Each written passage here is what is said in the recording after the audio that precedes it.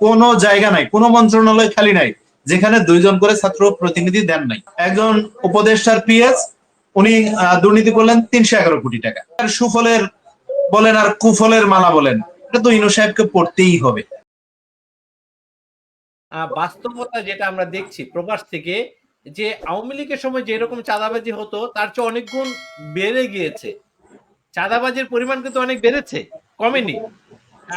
আমার জানা মতে আমার এলাকায় মানে নতুন নতুন গরুর হাট সৃষ্টি হয়েছে, যেগুলো বিগত 15-17 বছরে এখানে হাট বসতো না।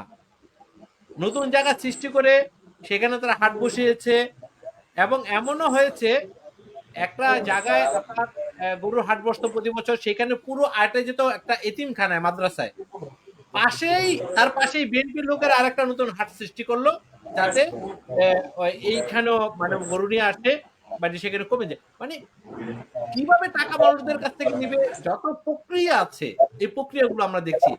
জি জি, আমি যদি বলি এই সম্পূর্ণ দায়ভার ডক্টর মোহাম্মদ ইউনূস স্যারকে নিতে হবে, আমি কি ভুল বললাম?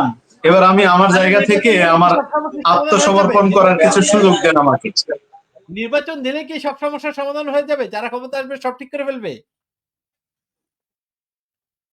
মাইক, জি আরিফ ভাই মাইক। জি, এবার আমি বলছি, দেখেন ডক্টর মোহাম্মদ ইউনূস সাহেব প্রত্যেকটা মন্ত্রণালয়ে 2 জন করে ছাত্র প্রতিনিধি দিলেন। এদের কাজ কি? সচিবদের উপরে বসে থাকার জন্য, না উপদেষ্টাদের চেয়ারের মাথার উপরে বসে থাকার জন্য, নাকি উপদেষ্টাদের কান ধরে যে আপনি এই নিয়োগটা করেন, এই ট্রান্সফারটা করেন, সেই নিয়োগ বাণিজ্য করার জন্য? কোনটা আমরা একটু জানতে চাই, তাদের কাজটা কি? প্রত্যেকটা মন্ত্রণালয়ে শিক্ষাতে আছে, স্বরাষ্ট্রতে আছে, স্বাস্থ্যতে আছে, প্রত্যেক জায়গায় আছে। কোনো জায়গা নাই, কোনো মন্ত্রণালয় খালি নাই যেখানে 2 জন করে ছাত্র প্রতিনিধি দেন নাই। আর দিয়েছেন কাদের থেকে? শুধু এনসিপি থেকে ছাত্র প্রতিনিধি। ছাত্র প্রতিনিধিরা কি করছেন? কয়দিন আগে ভিডিও ভাইরাল হলো, রেলওয়ে মন্ত্রণালয়ে গেলেন, যায় সেখানে তদবির বাণিজ্য করছেন। শুধু তাই না, আমরা দেখতে পেলাম ছাত্র প্রতিনিধি থেকে হলেন একজন উপদেষ্টার পিএস, উনি দুর্নীতি করলেন 311 কোটি টাকা। আরেকজন ছাত্র উপদেষ্টার এপিএস, উনি 150 কোটি টাকা। আরেকজন এপিএস স্বাস্থ্য উপদেষ্টার, উনি 150 কোটি টাকা।